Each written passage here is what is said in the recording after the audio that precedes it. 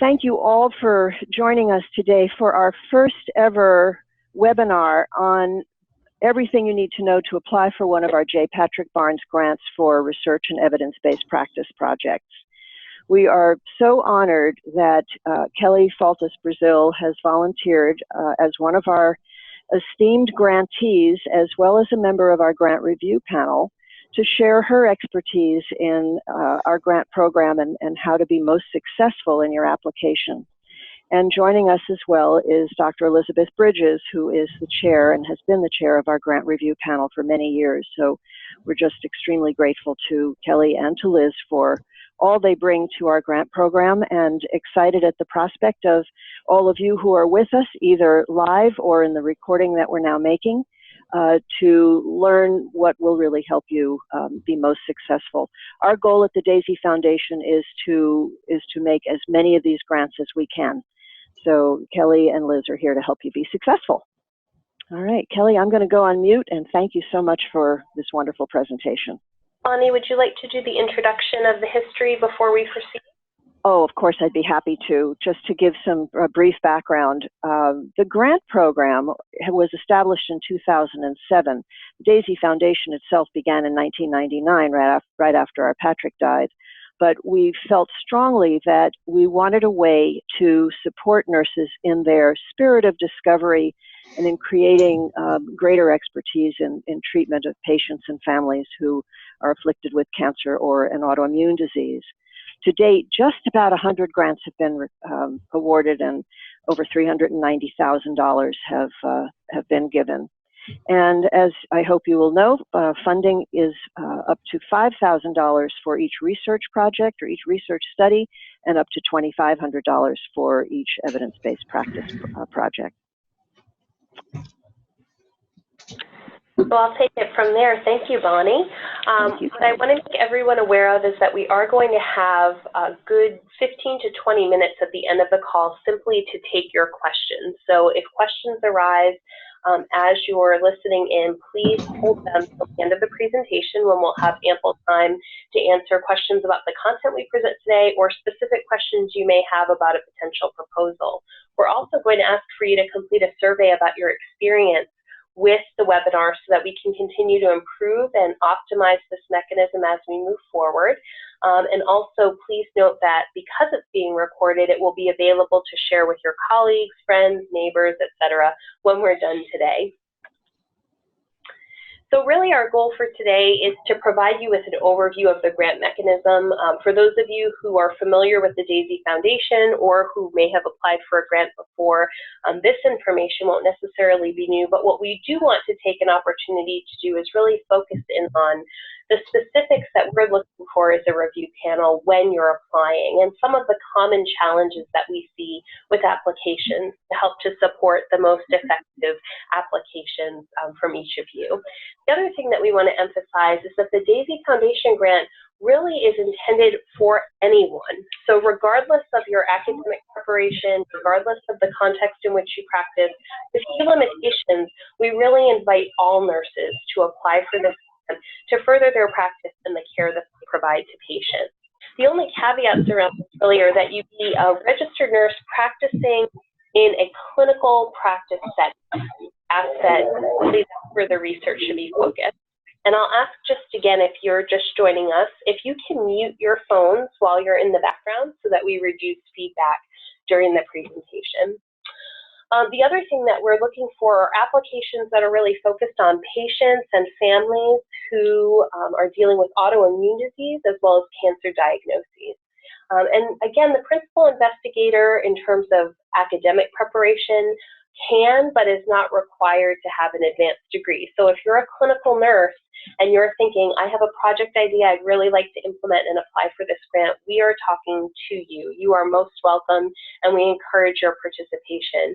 We certainly also encourage, if you don't have training in or experience with research or evidence-based practice implementation, that you seek out a mentor in your community, whether it be at your academic institution that your hospital is affiliated with, or someone preferably within your hospital setting who has experience in this area who can support your successful achievement of the grant goals. So a brief overview of our timeline for this fall. We'll begin accepting applications really effective immediately. The first step to this process is submitting a letter of intent. And the letter of intent, which we'll go over in further detail, is really designed to give a high-level overview of what your project is, what funding mechanism you intend to apply for, and some other details about your mentorship, et cetera, that will help to support your project. The letters of intent are each reviewed by Liz and our team to determine which projects are appropriate to move forward for full submission of an application. On October 3rd, you'll receive notification if your letter of intent has been approved to move forward, at which point you'll have just under a month to complete your full proposal. That being said, don't stop your work once your letter of intent is submitted. Please do continue to work up a full proposal so that you are not rushed closer to the deadline. And please also note that the system has a hard stop on receiving applications. So at 5 p.m., the system will shut down in terms of being able to receive. So we know nurses, we're very good at working to the last minute. Just make sure that last minute is 4:59 p.m. Pacific time. And then December 5th, we'll notify our applicants of funding. The funding is then dispersed once the sufficient evidence of IRB approval or waiver has been demonstrated for the project. So one of the big questions that comes about sometimes for individuals when they're developing their work, or sometimes in the applications we receive themselves, is what is the difference between research and evidence-based practice? And for many of you listening today, this may be rudimentary, but for those who might not have background in this area, we really want to emphasize that the research proposals are focused on generating new knowledge and evidence for practice, answering questions that we don't have answers to in the existing literature. Research can be qualitative, quantitative, or mixed methods in nature. So when you're proposing an idea or concept to us, we don't limit the methodologies that you use. We welcome applications of all kinds. It can certainly be aligned to national research priorities. If you work in the oncology setting, for instance, the Oncology Nursing Society puts forth research priorities, as does the MINR and the American Nurses Association. Professional organizations often will put forth research priorities that can help you to really focus not just on what is needed in your individual institution, but what is really needed for the body of nursing evidence and scholarly practice as a whole. Research, of course, has to be reviewed and approved by an IRB. So if you're in a practice setting that doesn't have an IRB, it may involve working with an academic institution affiliated with your practice to be able to ensure that you have appropriate approvals before proceeding with your research project. When we're talking about evidence-based practice, we're really talking about understanding the current body of literature and how that applies to your practice setting, to your patient population. It really takes existing evidence, whether it's from publications, randomized control trials, or even clinical practice guidelines, and applying it to a particular setting and evaluating the outcomes of that application. It requires a really well-done synthesis of the literature so that you know the current state of the science and how it relates to your population. And it really utilizes measurable outcomes to evaluate the impact on practice. So whereas research is measuring outcomes related to an aim, often with, if you're doing quantitative research, aiming to evaluate statistical significance, correlation, et cetera, evidence-based practice measurement is really focused on the patient, the process, or the quality outcomes that your project intends to impact. Evidence-based practice may require institutional approval. At some institutions, they may have set groups that review EBP proposals. At others, it may require going through your institutional IRB and receiving a waiver. Make sure that you vet and determine what the appropriate process is for your respective institution before applying, as funding is contingent on receipt of IRB approval or waiver. So when you're thinking about, I have an idea, I have a concept, how do I get started? One of the first steps is really building your project team. And we talk about this because there are some components that are specific to the DAISY grant. one of them being that project teams must be nurse-led. So if you have an interprofessional project that you're working on now, but the lead on the project is a physician, you would want to talk about how that could potentially be modified, or there could be a spin-off project that could be led by nurses. That's going to be a really important part of the application that we evaluate. We also look for how clinical nurses are involved in the design and execution of the science. So it's not just that nurses are kind of ancillary, they're going to collect data, but they haven't really had input into the idea for the project or the design of the project. Again, we understand that everyone may not have training in research and evidence-based practice, but clinical nurses can certainly provide input on execution in their practice setting, and that's an important part of the application that we're looking for. The team lead does not need to be doctorally prepared, and I emphasize this because many times clinical nurses may feel, I don't have a PhD or a DNP, it's not my job to worry about research, or I don't have time to worry about research. But if you think about all the times in the course of your day where you might say to yourself, there's got to be a better way to do this, you probably have the seeds of ideas that can result in very wonderful EVP and research projects. So we encourage people, regardless of degree, regardless of your training, to look for opportunities to partner with and be mentored in the research and evidence-based practice project in order to apply for this grant.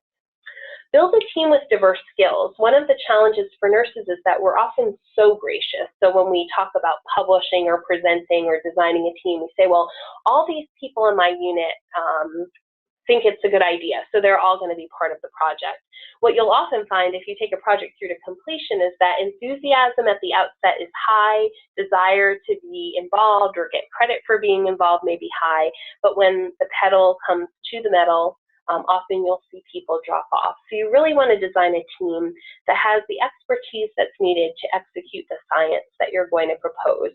This could be interprofessional in nature, often may involve a statistician or perhaps a physical therapist or a chaplain, depending on the focus of the project.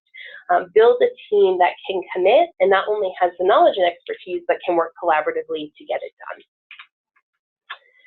So now we're going to focus on our research applications. Again, as we said before, this would really be focused on answering clinical questions for which evidence doesn't yet exist. And it could be that there's a particular area of interest you have, but it hasn't been studied in the cancer or autoimmune patient population.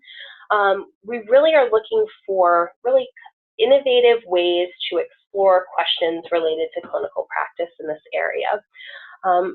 Research applications can comprise of one of two typical approaches. One is descriptive. This could be quantitative or qualitative work that seeks to understand aspects or attributes of a population that can either be measured with validated instruments or through qualitative inquiry.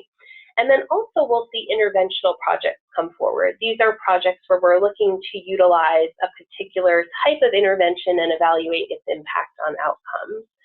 We really encourage you to use what we call validated instrumentation. These are instruments, often surveys or questionnaires that have been tested to ensure that they're applicable to a particular population and that they measure what they say they're going to measure. One good example of this, for instance, is the FACT BMT. This is a quality of life measure. It's been tested in the bone marrow transplant population, and it's well validated, meaning that scientists have really done work to make sure that it measures the concepts that it puts forth and that it's applicable to the patient population in which it's being used. We also really encourage you to utilize previously validated instruments as much as possible because they're reliable.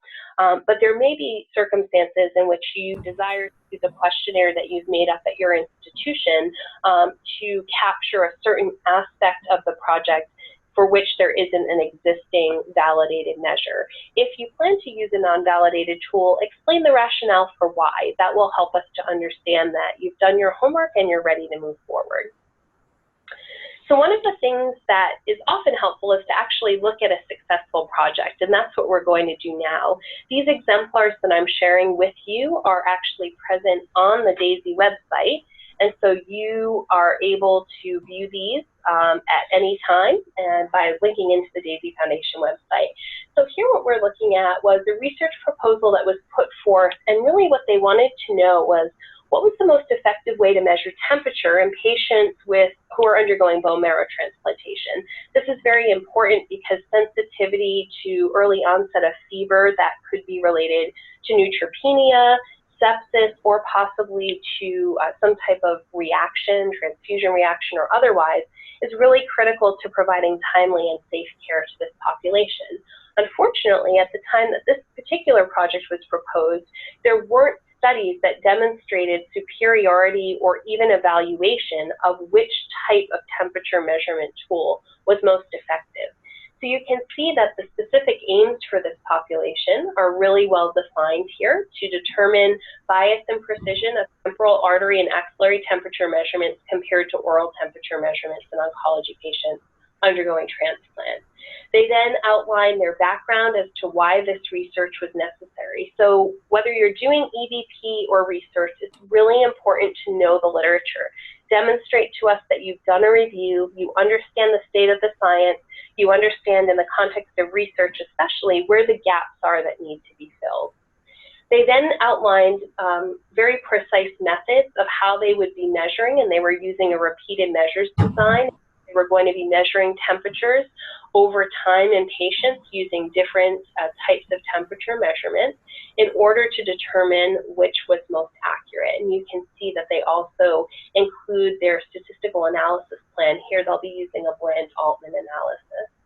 As you go through the other examples here, all related to this proposal, you can see further that we provide you with a brief description of what we're looking for. And for those of you who are following along by screen and can see what I'm highlighting now, you'll see that we have a brief description here of what we're looking for in the application, followed by the example from this particular application. And one of the things you'll note here that the authors included and that we will require is that you can speak to how your proposed work is aligned to the goals of the Daisy Foundation.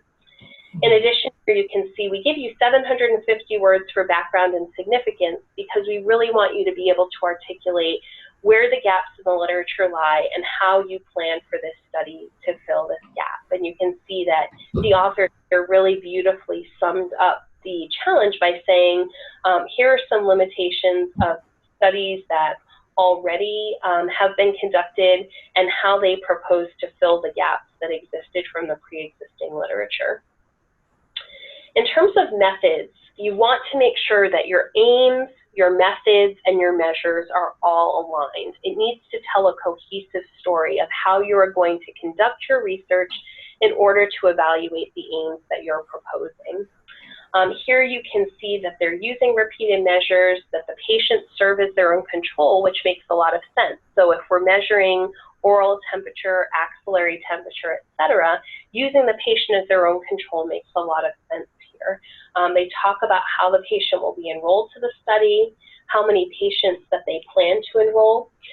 Here, this is an important consideration that we really look for in your application. We're looking both to understand that the sample size that you've calculated is based on ability to detect statistically significant difference if you're doing quantitative work, correlation, or whatever other statistical aims you might have associated with your project. So your sample size should really be articulate of how you chose the number of patients you're going to evaluate. That's one consideration. The other consideration is that the number of patients that you propose to enroll is reasonable for your practice setting. So another component that we'd like to see you include is how many of these patients do you generally see in a year? If you're proposing to enroll 200 patients, but you only typically see 150 patients in a year's time, it's unlikely that you're going to be able to achieve the goals of your study. It's really important to articulate how many of these patients you're going to have access to as part of your proposal. You'll also see that they've gone on to talk about the different instrumentation that they're going to use, how they selected that instrumentation. In this case, it's in some sense an interventional study with the temperature measurement being the intervention, if you will. And they also then talk about their data analysis plan and every application will be asked to include a timetable. And you can see here we use a chart-like format to outline how you plan to achieve your goals. This chart is also very important because it will help you when you prepare your interim analysis report to the foundation. It helps us to understand, are you on track? If you've said that you'll be recruiting subjects and doing data entry at months 4 to 6, but you're still training study personnel, it might be a flag that the work is not going to be completed on time.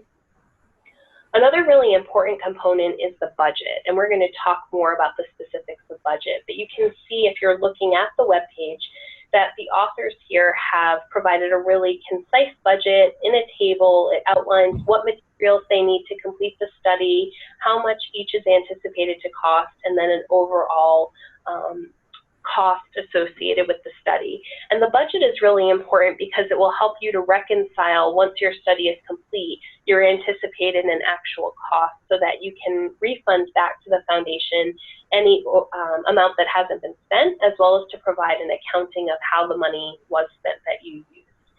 So this is one example of a really strongly articulated research protocol. We're now going to go back into the slide presentation. So that's a brief overview of research proposals. We'll now talk about evidence-based practice proposals. Here, again, we can't emphasize enough, evidence-based practice should be just that. It should be evidence-based. And the way that you demonstrate that your project is evidence-based is by putting forth a really nice articulation of what evidence exists in the literature. This could be through an evidence table, although we don't require that specifically in accordance with your application, but using that as a tool to organize your literature at your respective clinical sites can be very helpful in then putting forth the main key findings from various studies or practice guidelines that can help you to make recommendations for the project you're proposing. The proposal should really demonstrate a complete review of the literature, and that the review of the literature is not part of the work that will be done in the context of the funded work. It should be done at the outset so that the project is really focused on implementation. Evaluation should demonstrate whether or not the evidence-based practice change was successful. So we want to look at what measures are going to help me to know if the evidence-based project achieved my goal. So some examples of this are if the goal of your project is to implement aromatherapy, for instance, a well-evidenced intervention in the literature, and it's to reduce the occurrence of pain among your patient population, then you would want to measure, for instance, the mean pain scores of your patients, let's say in the post-operative setting. Again, with evidence-based practice, like with research, the aim of your project should be aligned to your methods and your manner of collecting data. Outcomes can be both process or quality focused. So for instance, if your goal with aromatherapy is to reduce pain so that you can decrease time to discharge for patients, time to discharge is a process measure that would be appropriate. Some of the outcomes might be quality focused. For instance, your goal is to reduce falls or pressure injury or sepsis. Or they could be patient focused, and that could be to improve patient satisfaction with a process or patient satisfaction with the way that you conduct certain components of your care. We really want to be able to distinguish between EBP, which is the application of evidence to practice, and quality improvement. So quality improvement could be evidence-based, and that would be an appropriate project. But if your goal is simply to change up a process in your institution and evaluate outcomes, and it's not based on existing literature, that would be considered purely QI, and it wouldn't necessarily be appropriate for this grant mechanism. And now we'll take a look at an exemplar from the EBP. So here, again, readily available on the website is an example of a really well-done evidence-based practice project. And here they were looking to evaluate the use of exercise, which is well articulated as an intervention for ambulatory oncology patients, to reduce fatigue as a side effect of cancer treatment. There is a great deal of literature that suggests that exercise is a wonderful way to reduce fatigue in cancer patients. And here they were using a program called Energy in Motion that they wanted to pilot with a group of patients in an ambulatory setting who had GI cancer. So they talk here in their background section. Again, you can see there's a lot of referencing in this background that demonstrates that they really reviewed the literature. They have a good grasp on what evidence exists and what recommendations are made for clinical practice. And they talk about then how this practice is going to be utilized in their clinical setting. So again, here, if you're viewing the screen with me, you would be able to see a well-articulated background of about 400 words, followed by a proposed practice change. So here, this particular group of authors talked about, identified the model of evidence-based practice that they would use. In this case, they're utilizing the Iowa model, which is one of several models that exist. Johns Hopkins has a model. There's a model that's put forth by Bern Melnick out of Ohio State University. So there are several different models of EBP. You can choose any one that best fits the needs of your institution or your project. There may be a particular model that the School of Nursing that you attended educated on. So feel free to use whichever model is most appropriate. Just be sure you can articulate that for your application. Your proposed change then should really outline how you're going to apply the existing evidence and evaluate the outcomes. In this case, they were going to be using a pre- and post-assessment questionnaire about fatigue and quality of life during cancer treatment. And they talked about implementing this at baseline and then again 3 months after they implemented the exercise intervention to be able to assess how patients responded to the exercise intervention. They also really clearly articulated the different types of tools that they would be using associated with the exercise intervention. So for instance, they were going to be using a tote bag with resistance bands, a pedometer, and a weekly exercise contract. And those are some of the elements that you'll again see that come up in their budget that they propose. You also have 400 words to talk about your outcomes, and that you'll be able to put forth how this project influenced your aims.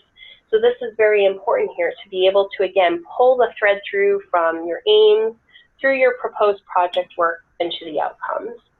And you'll also see here that they've done a really nice job of outlining how clinicians will be involved in the project. So how will clinical nurses and nurses in other roles be involved?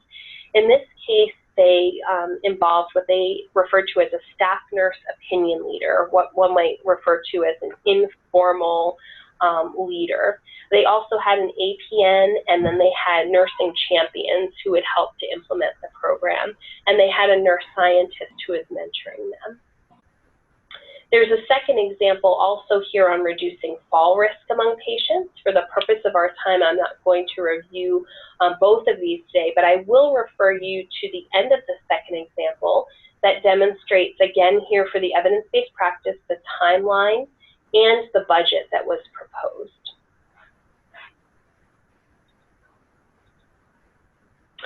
So now that we've gone over the two types of mechanisms for applying, I want to talk to you a little bit about the application logistics.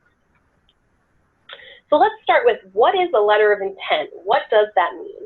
The letter of intent for the DAISY Foundation is an electronically submitted document. You can go in, you can work on it, you can save it and come back and submit it. I always recommend that if you're drafting a letter of intent that you do so outside of the system using a Word document. It will allow you to spell check, it will allow you to share the letter of intent with other colleagues you might be collaborating with, and make any revisions that are needed so that you can simply cut and paste into the website at the time of submission. The letter of intent is shorter than the full proposal. It provides about 250-word summaries of the major areas that will become part of your proposal, and that includes your background, your aims, your methods, and the clinical nurse involvement.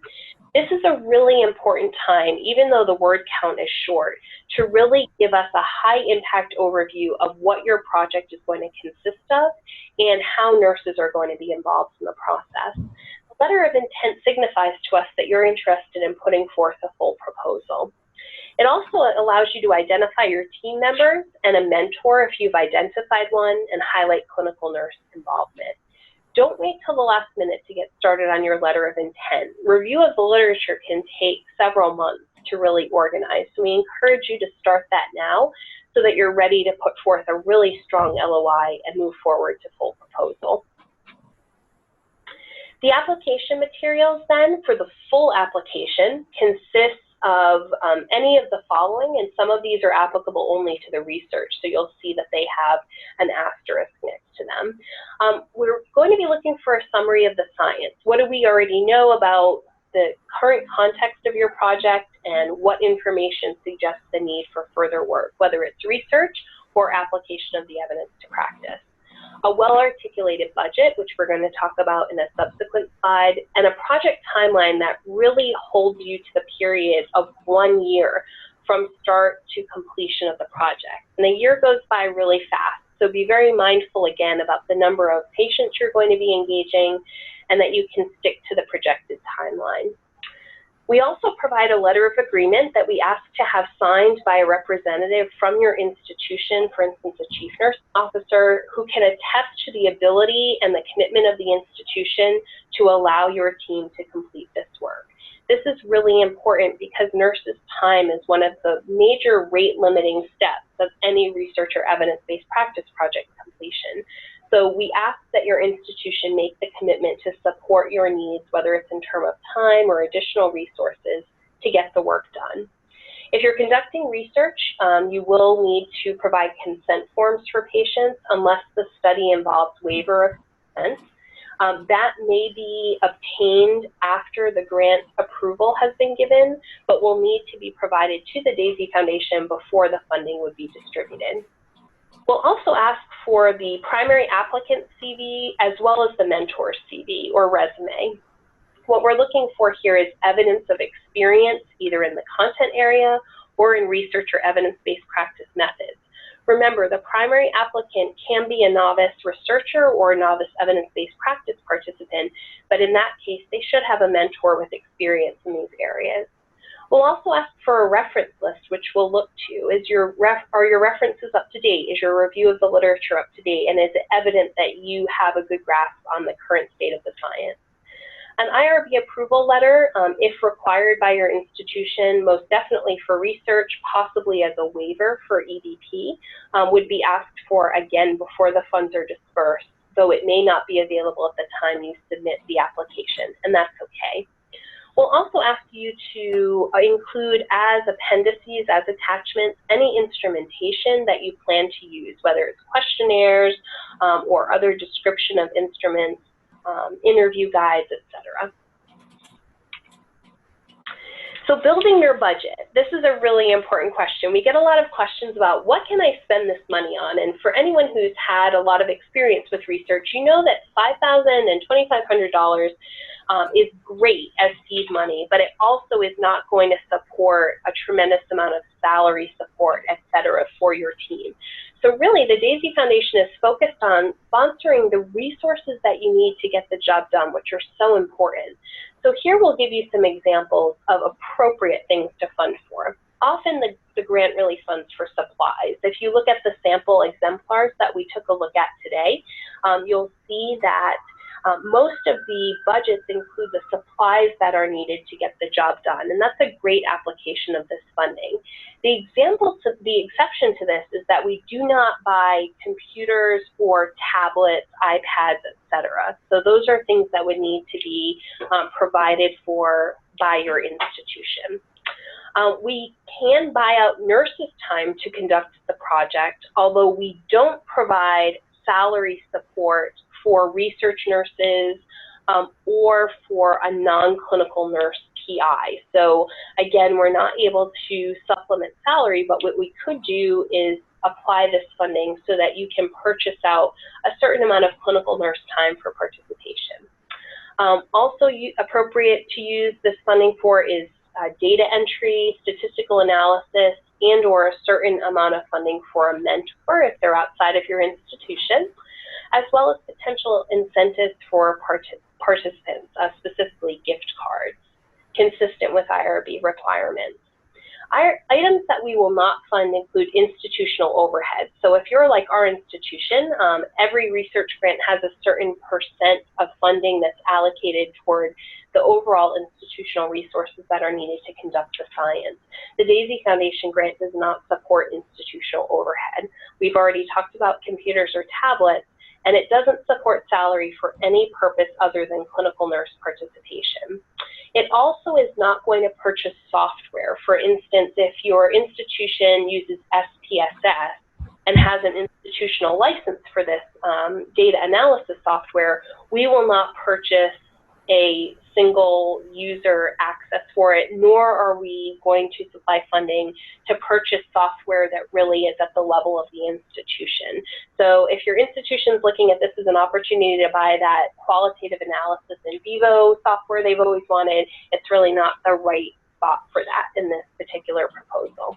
An exhaustive list of resources can be found at the Daisy Foundation website, and it's linked here in the slide for you so that you can see a fuller list of things that would and would not be allowed as part of the budget. And of course, if you ever have any questions, feel free to reach out. There'll be some contact information on the slide should you have any questions. So now, what is the review panel looking for? We've kind of gone over all of the key components of an application, but when the pedal comes to the metal, what sets apart a successful proposal from one that might be sent back for revision or unfortunately not funded? There are several qualities to a successful application. One is that we're really looking for a team that has the knowledge and experience to implement the proposed work. We want to see evidence that you have a team assembled that's highly likely to be successful with the project. We're looking for, obviously, applications that fit our guidelines, and that means that it must be applied to a cancer or an autoimmune disease population.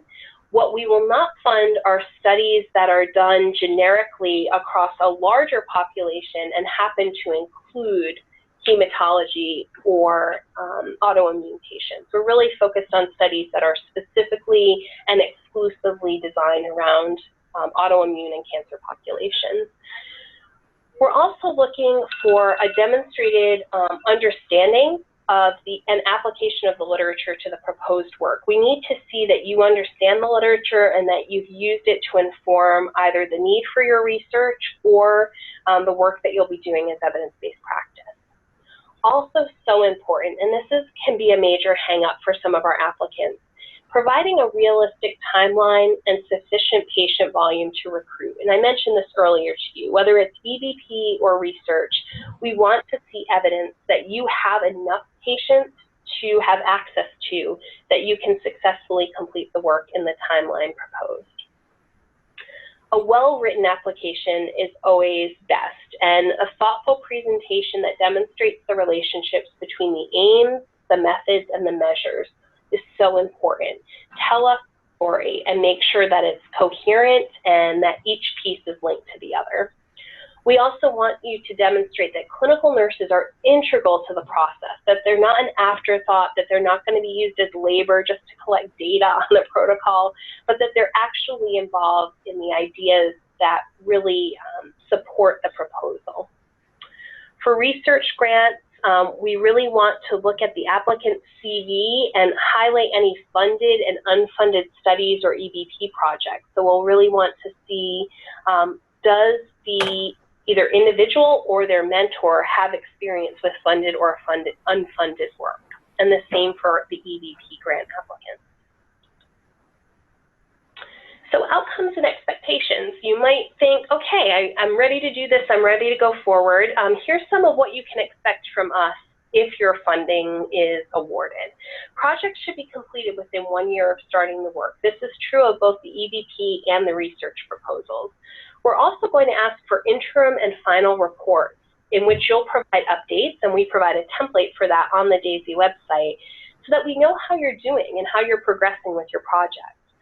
Also, the expectation is that the results of your project are submitted to the Virginia Henderson International Nursing Library, and if you're developing a manuscript for publication, this is a perfect thing to submit and include there. When you're disseminating the outcomes of your studies or your EVP projects, whether through professional presentation at conferences or through publication, we ask that you acknowledge funding from the DAISY Foundation, which any conference or journal would ask you to do. Additional funding is also available to support dissemination of your work via the Lindahl grant. So we encourage you, if your project is funded, that you apply for this grant for further support to attend conferences to disseminate your work. And now just some high-level frequently asked questions that we'll go over. Do you fund research about nurses? No, we actually fund research that's exclusively focused on patients, again, either cancer patients or autoimmune patients.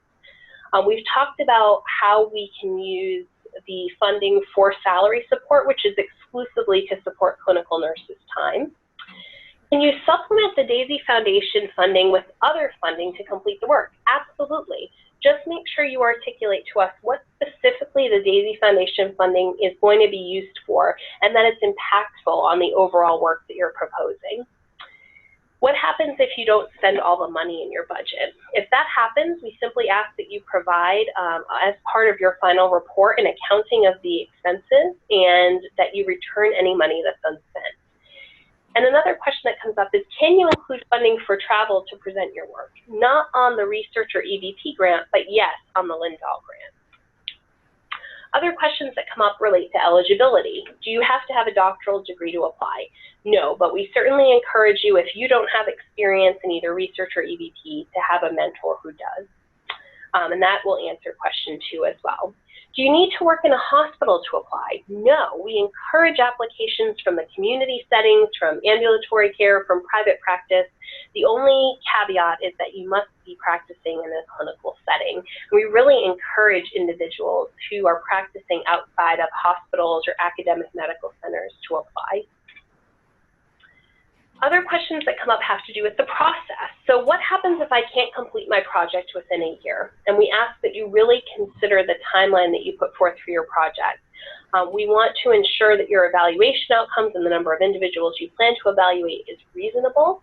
If for any reason you are encountering challenges once the grant is awarded that would suggest that you might not be able to meet the timelines put forth, we ask that you contact the DAISY Foundation early and often to ensure that we're keeping up and coming up with a plan to keep your work on track.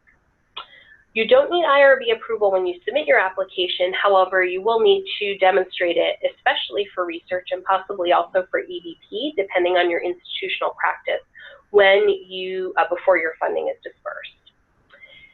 Can the DAISY Foundation provide a mentor for me if I don't have one on site? We don't provide formal mentorship for the research and EVP process, but we can try to help you answer any questions that you might have, as well as potentially help you to identify a mentor in your community.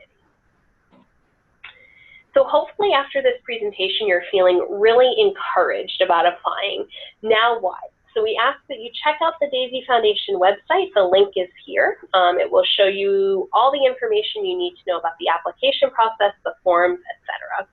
Start your letter of intent now. This is a great opportunity to get started and to really begin the work and ask questions of us as you go through it. We're here to help and support you in that process. Refer to well-established resources on evidence-based practice and research for guidance in developing your project. There are many excellent references out there. We're not going to recommend any in particular, of course, so as not to be biased, but certainly if you're having trouble finding resources that can help you, guide you in this process, please contact us and we're happy to discuss that further. Bonnie Barnes, the president and co-founder of the DAISY Foundation, is the primary contact for questions about the grant. Her contact information is listed in this slide as well as on the website. And now we want to stop so we can allow 15 minutes for questions and answers from you, the audience. So we welcome any questions you have about anything that we've talked about, anything we might have missed, or if you have a particular question about a project you're planning to submit.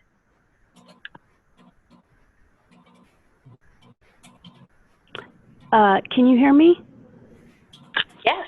Oh, great. This is Christina Baker. I'm calling from Children's Hospital, Colorado. And I recently changed positions, so I was working as a school health consultant for the hospital. but now I'm in clinical nurse informaticist. So does that, I'm still under nursing, but I'm not doing direct patient care. Does that still count as I'm in a clinical setting, but does that still count as being a clinical nurse for this project or for this research? Yes, if you are a registered nurse with a valid license working in a clinical setting, and it sounds like you are, you would be eligible to apply. Of course, we encourage you to assemble a team of clinical nurses to help support the design and implementation of your project. Great. Yeah, I have school nurses, so. I love that. It would be really exciting to get nurses from that community. They're so important in prevention and continuing care for patients. So thank you for your inquiry and your participation today. Great, thank you. Hi, I have a question. Yes. Hi, this is Jennifer. I'm calling from Emory Healthcare. Is it allowable to make an amendment or do a sub-study on an already existing IRB if it's the same patient population? I believe that would be permissible. Liz, I'm going to defer to you. Do you have any other feedback on that?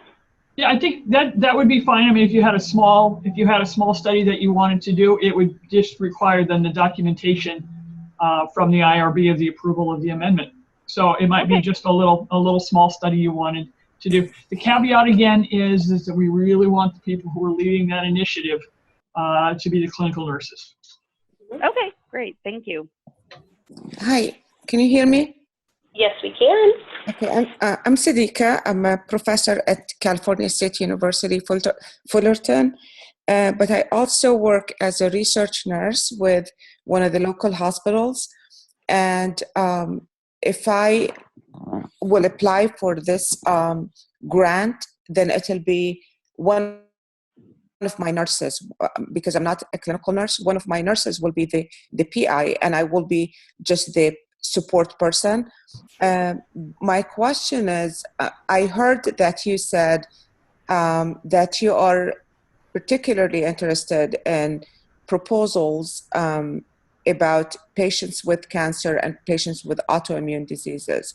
So any other conditions you're not interested in? Is that correct? Yes, that's correct. And I don't know, Bonnie or Liz, if you want to elucidate the rationale for that. Yeah, this is Liz, and Bonnie I think can jump in. The focus of the Daisy Foundation and the J. Patrick Barnes are on those very unique patient populations, either patients and or their families who have an oncology or an autoimmune disorder. So we are not funding anything outside of that. Okay. Yeah. And the reason for that is, as you know, this grant is named for our son, Patrick Barnes, and he actually had both cancer and an autoimmune disease. So that's why the focus is there. Yeah, I understand. My research is focused on cancer patients, my personal research, but I was just thinking of my nurses. I do work with oncology nurses, so I could possibly submit one of their proposals. But I was just wondering. Thank you for your answer. Can I just clarify too, as an academic professor as well, you would most likely, so if you have a formal role within the hospital as a nurse scientist, then you certainly could be the principal investigator if you were employed by that hospital. But we would expect to see that on your team would be clinical nurses who are actively participating in that meeting. They've helped design the protocol. They are collecting the data. They are being mentored by you in data analysis. They have the opportunity to present and to publish this work as well. So we're really looking for that. Our goal is to grow the expertise of our clinical nurses. Yeah, definitely. Thank you so much. And just quickly, for those who may need to leave the call early, I encourage you to scan the QR code or take down the link here so you can complete the survey to provide feedback as we continue to take questions.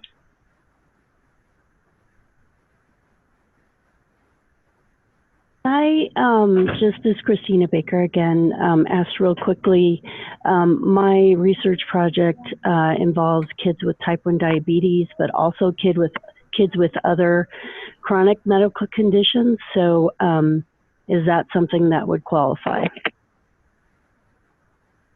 Liz, do you want to speak to that? So again, the study populations are only the study populations who have oncology or autoimmune disorders. So, you know, sometimes we'll see and we'll say we're going to try an evidence-based practice initiative on our unit, and there happen to be children with cancer on our unit. We do not fund those studies. We want 100% of your population to fall within our target population. But I think type 1 diabetes would likely qualify, correct? That is correct. Yes, that is correct as an autoimmune disorder. And part of my study, though, with the school nurses does look at kids with like asthma and other conditions too, but definitely type 1 diabetes was the main focus. Right. So if you were to write a proposal, the proposal would only be the recruitment or the inclusion of children with type 1 diabetes. You may be working with other populations concurrently, but what our funding would be for would be only for those unique populations. Okay, thank you.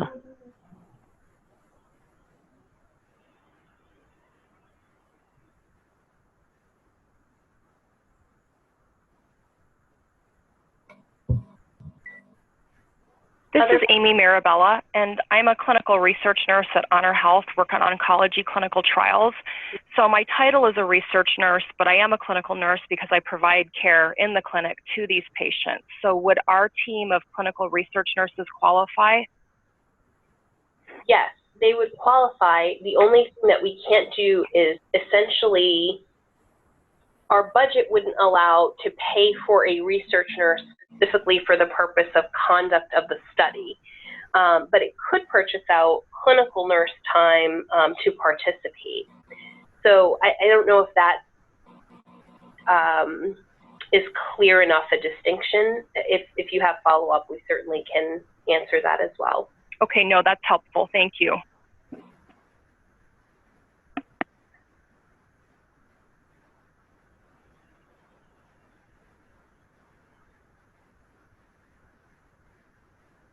Are there any other questions before we end for today?